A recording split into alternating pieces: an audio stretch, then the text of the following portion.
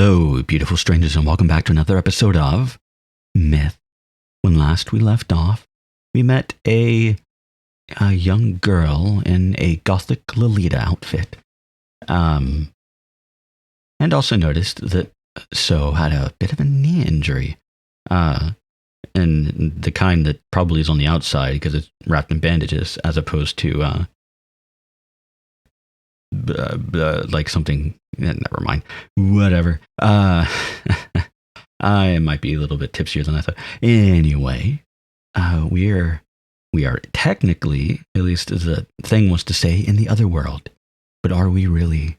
Now that is the question. But let's get back into it, shall we? Happiness. Katomi-san suddenly said that. We ended up doing what that person said, and Hibiki and I were both able to be happy. Why? I asked Katomi-san why, though as she continued to smile. She didn't tell me the most important thing yet. Why did you end up coming here? That person invited me. Why? So I could be happy. She told me that we would have to rid ourselves of the flesh. Interesting. Why? Simply put, well, what do you like? Anything's fine. Let's say that something you love is right before you. What would you do? Eat it? So you want to eat it, but in reality there's only one of that thing you love. It won't come back after you eat it. I think Berserker might just be a Michael Jackson, not Michael Jackson, Weird Al fan. There we go. But what if that thing you loved was was permanent? What if you could eat it forever without it disappearing? It'd make me happy? That's right. Happiness. That would indeed be happiness. I wanted to continue killing forever and ever. That's why I rid myself of my flesh and came to this world. That's happiness for you? That's right. That's what makes me happy. Katomi-san chased me out. There was something she had to do. I wanted to ask her some more things, though. It made me sad. A girl was standing in the middle of the road. She was smiling. Move. I see. She didn't budge at all, though. Why? Was that what she found happiness in? Just standing there forever? I tried to lick her cheek. The girl didn't move. I tried touching her body. I touched her all over. Why don't you move? I decided to move instead. Something was erratically twitching and very hard between my legs. I do need to take a drink, though. Because, I didn't do enough of that between episodes. Nah, kidding. You don't need your legs, right? It'd be much more comfortable to just sit, so she didn't need her legs. She definitely didn't. Don't need them. I kicked the girl's legs. I kicked them over and over. The girl just stood there, though. Or just stood still, though. It made me unhappy. Was this her happiness? I thought happiness was supposed to be different. Like Katomi-san and me, happiness should be... I had to find her. I had to find Hibiki Shindo. Then I could be happy.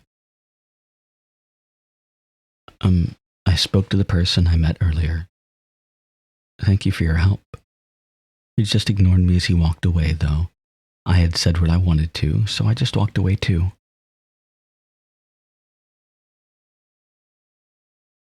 I knew it. I knew it was there. I had a feeling it'd be here. Because this place was much like that place. Even her room was there. It was very dark, but I knew it was her room. Regarding changes in Meito Tanabe, Crisis, aka Ragnarok, restores his ego as soon a possibility. Hey, pretty girl. Play whenever I finish recording, I promise. So you came. Someone suddenly spoke to me. It was Loki-san. I was shocked. Come here. Loki-san said that to me. Something felt off though, so I didn't listen. Just come here. But he pulled me to him.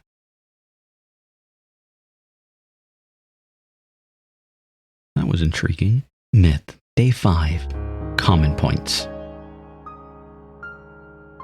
That was definitely intriguing. Huh.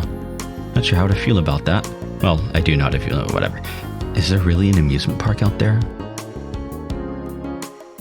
I couldn't help but ask Uni that as she sat on the veranda after breakfast. I'm not lying. Your mom said that there's an entire world beyond those mountains, but just look. I pointed at the vast range of mountains in Shimon's backyard. I don't even think there's a grocery store out there. Somebody hit him for me. Make me feel better. Sure. Yeah, I agree with you on this one, Uni. Maybe a monorail, though? Yeah. I was at a loss. I invited Uni into the garden because I wanted to ask her a bunch of things, but I really couldn't deal with kids. She had said "shuh" 4 times already. I'm done with the laundry. An angel descended from heaven to help me. Beauty. Apparently I wasn't the only one thinking that though. Uni immediately clung to Lily upon seeing her. It was almost like magnetic attraction. Oh dear, did Meito bully you? Look. I see. Meito's a bad boy. Bad boys need to be punished. Nuts and knots. Consider the mental distress I was under. The extenuating circumstances dictate that I'm innocent here. What should we do, Your Honor? Sentence to death. What did I do that was so wrong? What did I ever do so wrong that you would treat me this way? I don't remember the lyrics to that song. That's a little too much. Let's just sentence him to get out of here for now, okay? Get out of here. Yeah, I'm leaving. Take care of her, Dee Dee. Okay, right. Shimon-san was calling for you. She was. She wanted to talk with you. All right. I went into Shimon's room. She had a serious look on her face. She was enthusiastically reading something. She didn't even realize I had shown up. Hey, I'm here. Meito-san? She turned the book she was reading upside down and placed it on her desk. About Uni-chan. What's up? Her expression was downcast. I was interested in the house on the village outskirts she lived in, so I investigated. Apparently, Uni-chan's parents broke one of the village rules. Village rules? There are several rules in this village. If you break one of them, you'll be forced to leave the village and are never allowed to return. Forced to leave? Is that house even part of the village? Just barely outside. I had never even noticed it before despite living here for so long. So, what happens if someone who broke those rules enters the village? Shimon fell silent. With a sad expression, she handed me the book she was reading before. Anyone who has broken the village's rules and their families, if they enter the village regardless of the circumstances, they will face the most severe punishment. Meito-san, what should we do? If this keeps up, well... Then Uni has to leave? We can't do that. Then we let her stay? That settles it. We'll just let her stay here for the time being. Meito-san? This seems like it happened a while ago anyway. Hey, pretty girl. We'll play after I finish. Which should mean that no one will even know who Yuni is, considering her age. Meto-san? Listen, Shimon, don't tell anyone else about this, not the villagers, or even So or Didi. Are you trying to protect Yuni-chan so that she doesn't get hurt? Yeah, we'll investigate things on our own for the time being. We need to know what exactly her parents did along with what exactly this severe punishment entails. The death penalty. Well, that was immediate. I opened the sliding door and saw the chief standing there in some silly pose. Upon closer inspection, though, he was covered with mud. I fucking hope it's mud. Someone busted up into my house and made a mess. Oh, my precious sickle. Chief, listen. Mito, look at this. Why would anyone do this? I have no idea. Whoever it was wore sandals. Also, I see blue hair in some places. Death penalty time, huh? After I made a promise with the chief, I got to the point. When was the last time you drove someone out of the village for breaking the rules? First of all, it's business, know the village rules. You're into some weird stuff. Just tell me. Listen, I'm in charge of this village. Do you really expect me to tell you something like that so easily? You're saying it's classified information? Not really. I glared at him. It's in the past. I wouldn't leave it that way. Go ask Hitomi or someone else. Death penalty? That seems to be today's theme. Not a very pleasant one. Meto-san, how did your village with the chief go? I shrugged. It's fruitless. Shimon seemed to have expected that to be the case. She handed me a book. What's this? The village rules are written in it. It's more detailed than the book I have. Please take a look. Rule breakers as well as those who protect them will be given the death penalty. You're right. It's very thorough. Maybe that's a bad thing, though. Maybe. What's a bad thing? Meto-san, hello. Hey, we're investigating human ecosystems. We've just learned that Shimon's brain power is not good. That's not true. Shimon-san is a clever girl. Hitomi-san, I have to confess something. I put frogs in my miso soup. I'm always serious, by the way.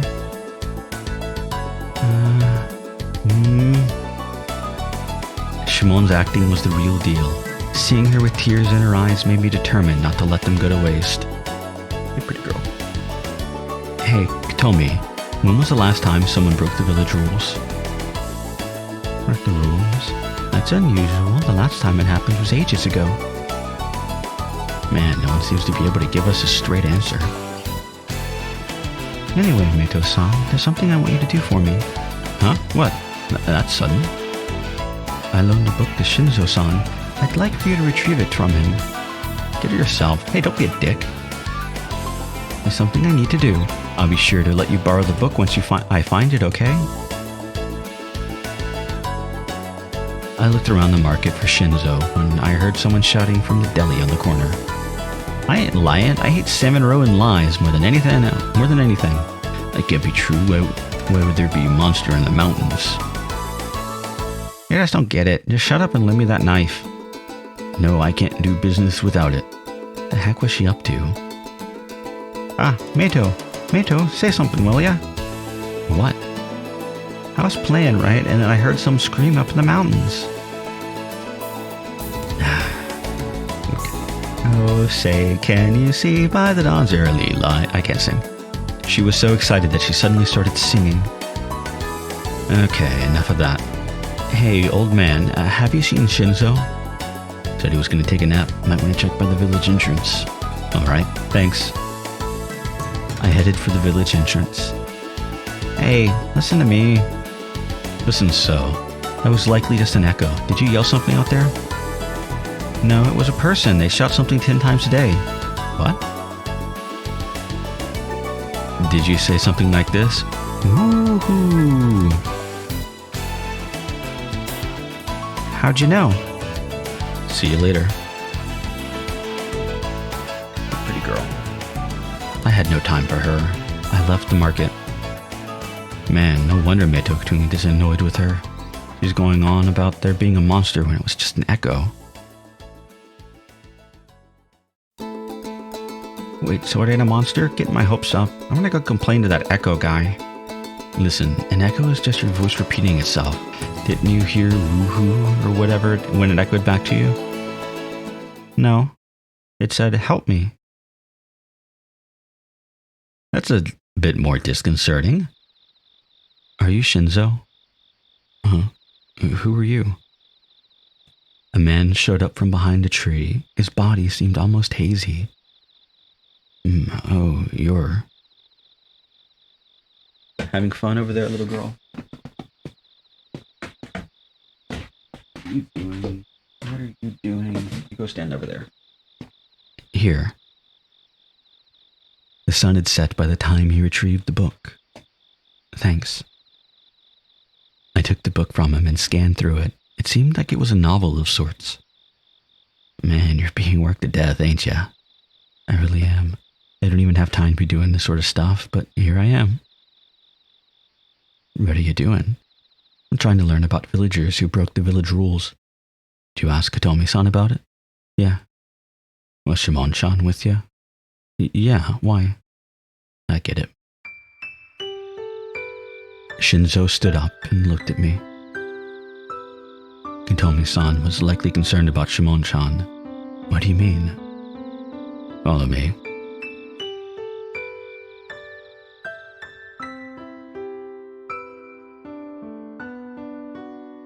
He pointed at something. Hey, what are you doing? And why? What's this? There was a dusty baby carriage there. It must have been abandoned ages ago. It was of wooden build, but all moldy and dusty. The insides of it were all messed up too. Honestly, most people would probably mistake it for some old stump or something. The last person who broke the village rules was Shimon-chan's mother. What? She was pretty strange, both in looks and personality. She left Shimon-chan here when she was very young. The chief drove her out of the village. The rules of the village state that Shimon-chan should have been driven out of the village too, but she was apparently very young and weak. So that's why the chief raised Shimon-chan in her mother's place. Why didn't the chief chase her away after that? Dunno, maybe he grew attached to her? Maybe he thought she was innocent. Everyone here is pretty wacky with this kind of stuff. Hey, what are you doing? Leave that alone.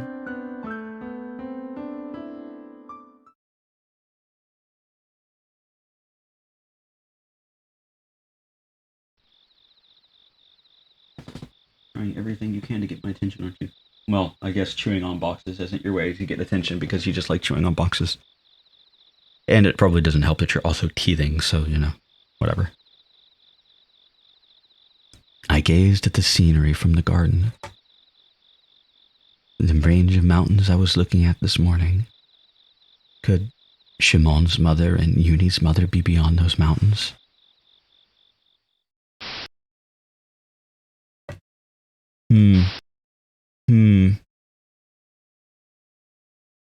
Myth Otherworld. What's the name of this one? Forested World, Right Now. Sure, I'll read this. Loki-san walked for a very long time.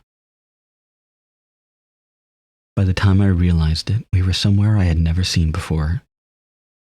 Loki-san, you must be confused, right? Speak up. You died, didn't you? Did. So why are you here? I'm here because I died. And then did I die too? You're not dead. It'd be a problem if you were. Loki-san showed me a piece of paper. Yubiki Shindo Meito Tanabe, Berserker. What's that? You must have something similar, right? Yes, this. Here's the deal. We're both here because we have the same objective to complete. But the last part is different.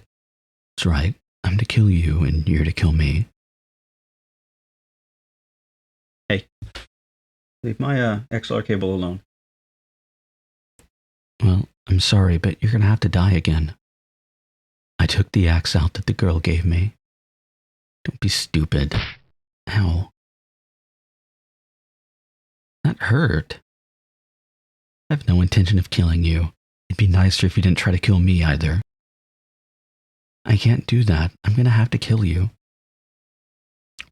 How to put it? That isn't what she wants. She? Odin? Loki-san nodded. Camouflage. Probably don't know what I mean by that, though. Anyway, that's what Odin's real objective is. Here, give me your paper. Loki-san dirtied the paper with a bunch of mud. Then he showed me the piece of paper again. This is her true goal. Meto Tanabe? That's it? Yes, that's all that matters. You can kill or do anything, but it'll all be pointless. Because they're all already dead? Yeah, pretty much. Loki-san explained to me that I didn't have to kill him or Hibiki Shindo. I wasn't sure if that was the truth, though. Is that? Right when I was about to say really true, I heard someone scream. They screamed, "Help me." All right, we've got to hinder them somehow. Hey, that person saying help me, shouldn't we help them? I was being serious, but Loki-san just laughed at me. That's funny coming from a guy who ate a helpless person. I only ate you because I loved you. I was frustrated, so I said that back to him. Yeah, I know. Eating to you is an expression of your love. It seemed like he was making fun of me, so I was a little mad. I think I don't like Loki-san as much as I used to. Loki-san kept heading deeper into the mountains, so I followed him. Where are we going? Into the mountains. Spotlight won't reach us over here. Then he said we can think about how to kill Meto Tanabe. My eyes are starting to hurt. It seemed like I could see more colors than before. It was strange. Look over there. There was a bunch of things where Loki-san told me to look. On the right was a bunch of buildings. And a big puddle. What's this? Is this fucking, like Chernobyl or some shit? Wow, that looks really fun. I was promised a banana-shaped Ferris wheel, not just a normal Ferris, or whatever. I prefer normal Ferris wheel anyway, to be fair. This is myth. Myth? An awful delusion. It seems like it's the center of an endless world, but in reality, it's as flat as a piece of paper. Huh? Hey, kept you waiting, huh? Okay. Loki-san spoke to someone leaning against a tree. It was a girl. This is who you were trying to kill. Hibiki Shindo. It must have been her because she was a girl. She didn't react at all, though. Hello. Hello, sorry, that was Berserker. I tried speaking to her, but she didn't respond. Are you enjoying chewing on that box? Is it because you've never gotten to chew on that box before? Is that it? I picked her up along the way. She'd make our progress stall if I left her there. I can't kill her? Yeah. Sorry, not gonna yell in the microphone. Wah. Wow. I was shocked. Hibiki suddenly shouted for some reason. Berserker, be careful with what you say. She's very sensitive to that word. Please, I'll do anything. Just don't kill me. She's a poor girl. Don't forget that. I learned something new.